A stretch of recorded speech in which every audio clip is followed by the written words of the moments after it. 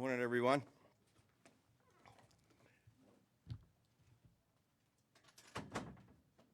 I wish I didn't have to stand here and talk about this case. So I'm going to make a few comments. We're going to call Captain Lee. He led the investigation, and then we'll have a comment from somebody I think you'll find very interesting. So,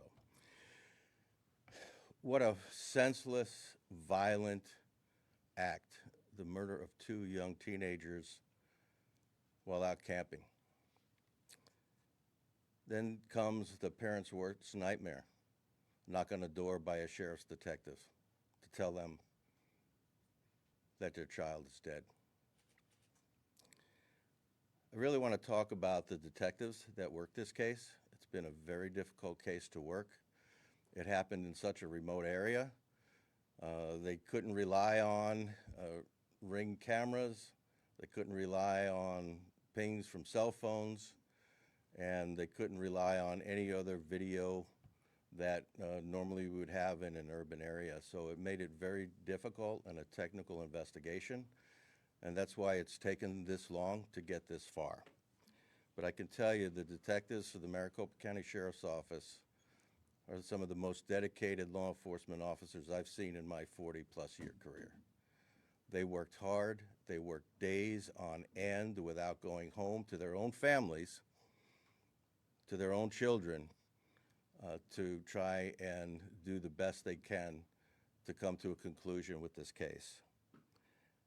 And don't ever forget the emotional toll that it also takes on those detectives, almost as much as the family members themselves.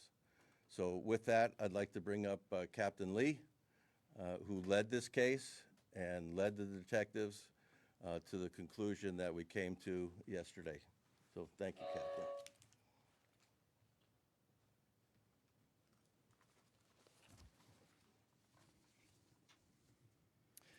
Thank you, Sheriff. I appreciate the opportunity to be here today. My name is Captain Lee of the Major Crimes Division. This is where our homicide unit resides. Today we're here to share some publicly releasable information regarding the murder of Pandora Scholzrud and Evan Clark in May of this year. I'd be remiss if I didn't first share my own condolences with Evan and Pandora's family and friends. I can't find the words to express how sorry we are for what they've gone through and for the continuing victimization that a crime like this causes. Those families want answers, and due to the litigious society that we live in, we have to be careful with the details that we share early on in cases like this. I know that this is frustrating to these families in grief, but we can't rewind the hands of time and give them what they really want back, which is what they've lost. All we can do is fight for justice for Pandora and Evan, and we remain dedicated to this cause. I'm going to give you some background about the case.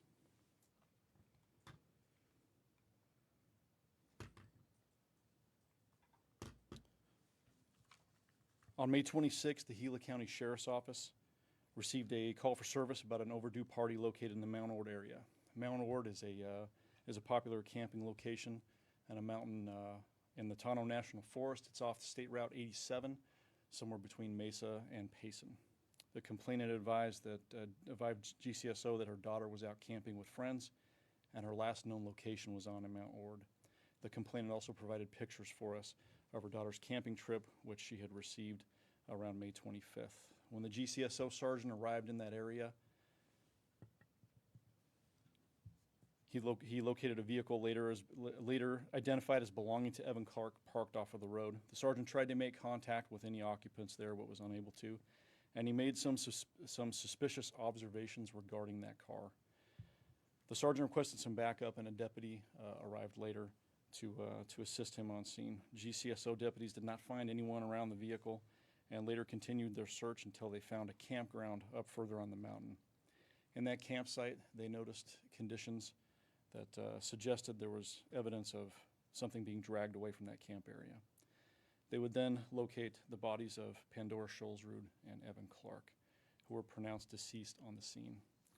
GCSO advised the Maricopa County Sheriff's Office Communications Center that they were out with a vehicle and had located two deceased individuals within our jurisdiction.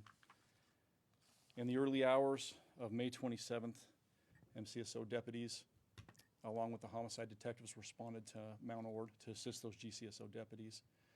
The Maricopa County Sheriff's Office established jurisdiction in this matter based upon the location of this incident, and the reason for that is that the county line between Maricopa County and Gila County runs right through Mount Ord.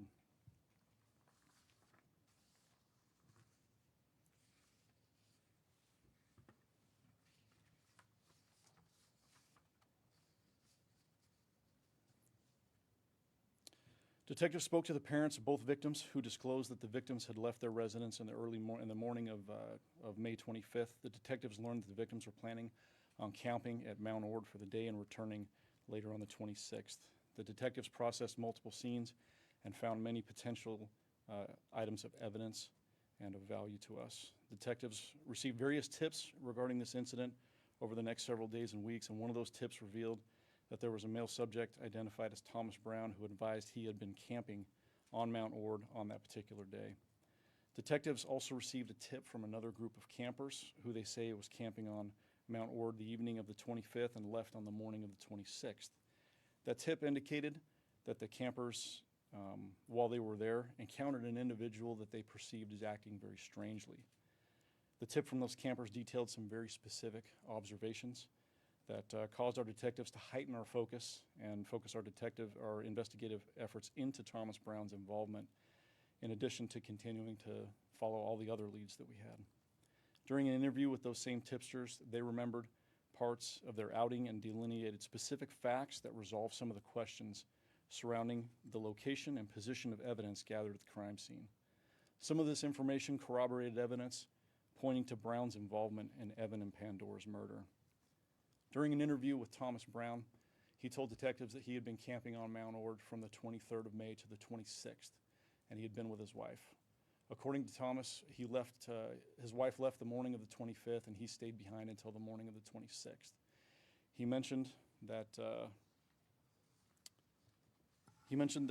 he flew a drone around the mountain, and that was one of the reasons that we had contacted him. And he mentioned also that he had encountered a younger male and female who were in a vehicle that he described as matching Evan's car. It should be noted that Brown's descriptions regarding the victims and the victim's vehicle were consistent with those persons and those vehicles. During Brown's interview, he was asked about his travels on the mountain, and specifically about his interactions with some of our evidentiary items. Throughout the course of the investigation, multiple DNA swabs were taken and obtained from various sources and sent out for testing, and we interviewed quite a few people. Throughout the course of the investigation,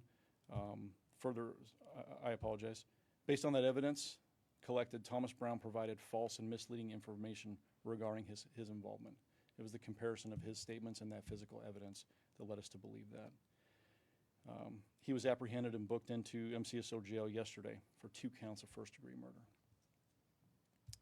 I want to thank all those involved in helping bring this case to the point where it is right now.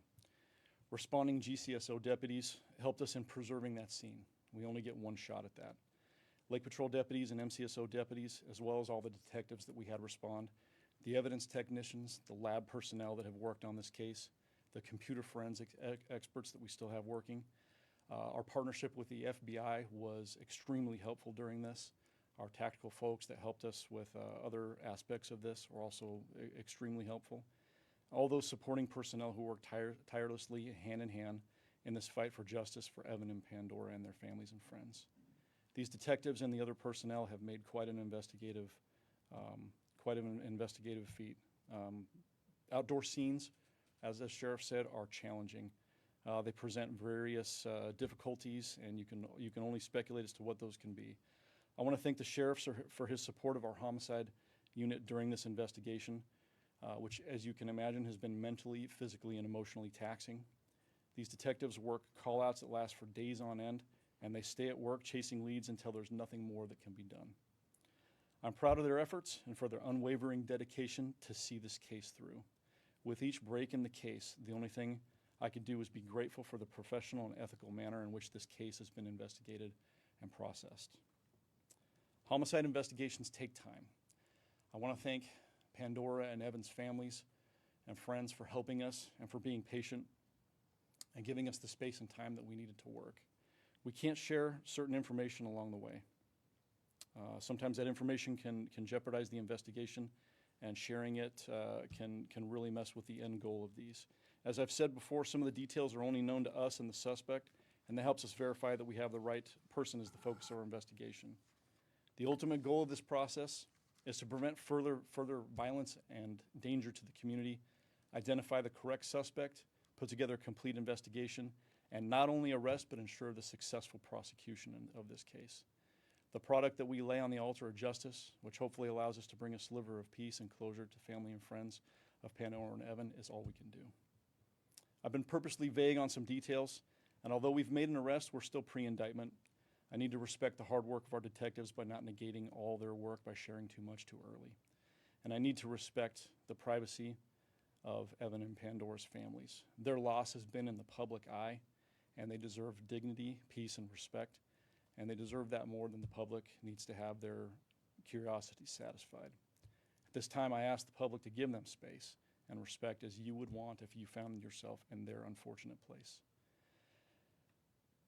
This investigation is still ongoing, and I have to remind everyone that these are allegations at this point, and Thomas Brown is considered innocent until proven guilty. Due to what I've just shared, I'll not be answering any questions regarding the specifics on evidence or witness testimony. But at this time, we do not have any information to suggest that there was any evidence of any connection between Evan Clark, Pandora Scholzrud, and Thomas Brown. We're unaware of any allegation that Evan and Pandora's action or conduct contributed to their deaths. At this time, the information we have suggested that Brown acted alone and that there was no further danger to the community from him. Murder is one of the most heinous crimes that can be brought on a person and their family. In a way, it's the ultimate theft. Someone is literally stealing away every earthly moment that a victim would have with their families and friends. Vacations, birthdays, anniversaries, phone calls, job experiences, musical performance, movie nights, games, comfort, hugs.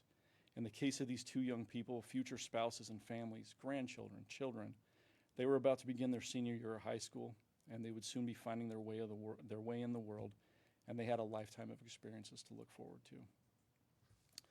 Having said that, I'd like to introduce you to someone that I've gotten to know well during this investigative process. This is Simone Scholzrud. She is Pandora's mother. We're going to turn the time over to her.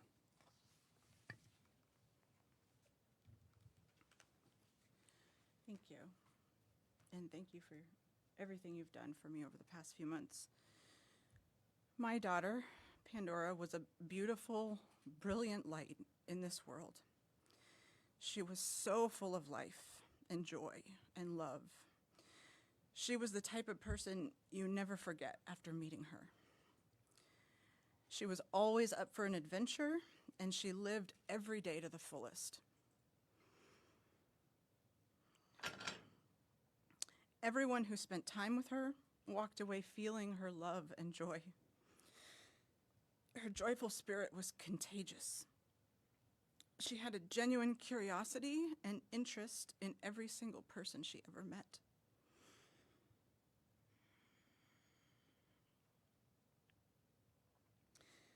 She was the kid at school who befriended every teacher and every security guard and everyone she met.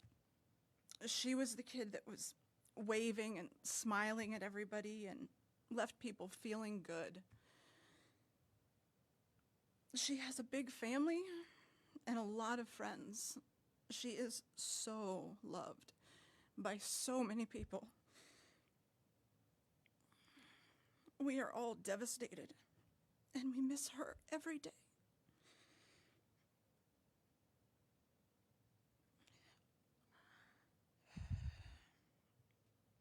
All of life's beauty feels less bright without her here. But the light and love and beauty she gave us will be in our hearts forever. And the darkness that she encountered on that day when she met her killer will not define her life. His darkness will never overcome her light. Over the past 4 months, I have prayed every day that her killer would eventually be brought to justice. The Maricopa County Sheriff's Office and all the homicide detectives and the FBI and all of the agencies who've contributed to this meticulous and thorough investigation. I will forever be grateful for their tireless efforts to bring justice for my daughter. She deserves justice. The homicide detectives have done an excellent job to identify the perpetrator and build the evidence necessary for an arrest. I have full faith in our judicial system to evaluate the evidence in this double homicide and find the perpetrator guilty of the violent murders he committed against 2 innocent teenagers. My daughter's life matters, and I look forward to the day the perpetrator is convicted and punished for his crimes. That's all I have to say. Thank you.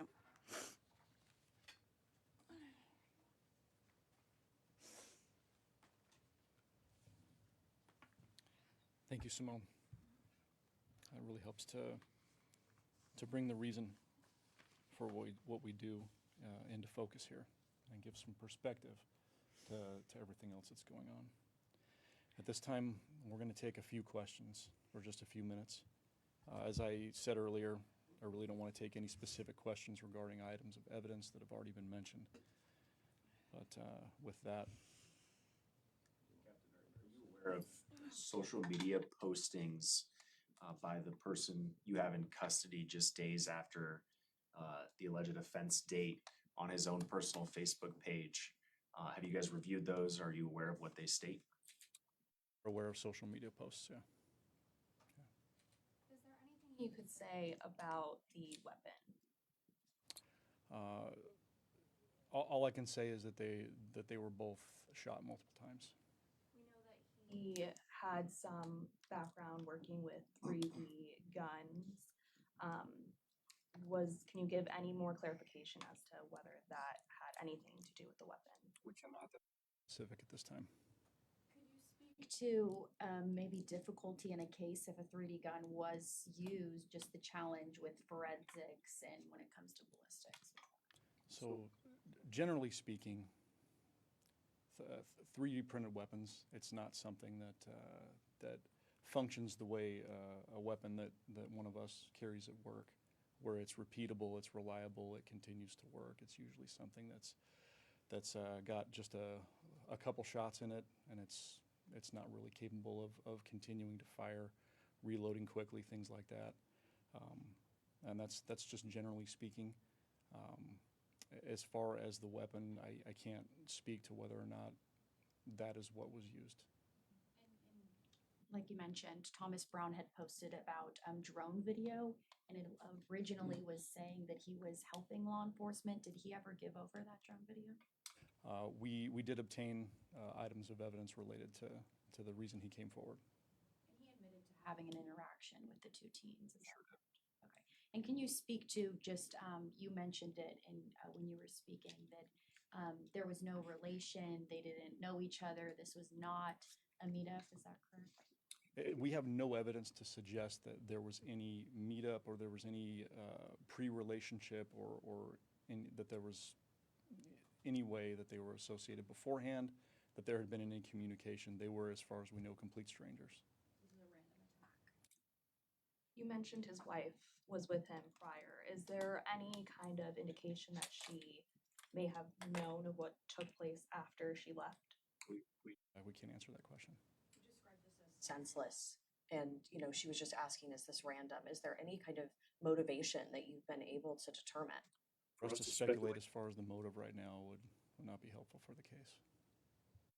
When Brown was taken into custody, MCSO had posted the video where he was taken into custody. It seemed like his pants were maybe dirty or something of the sorts. Can you speak to when he was arrested, and did he resist arrest or anything like that?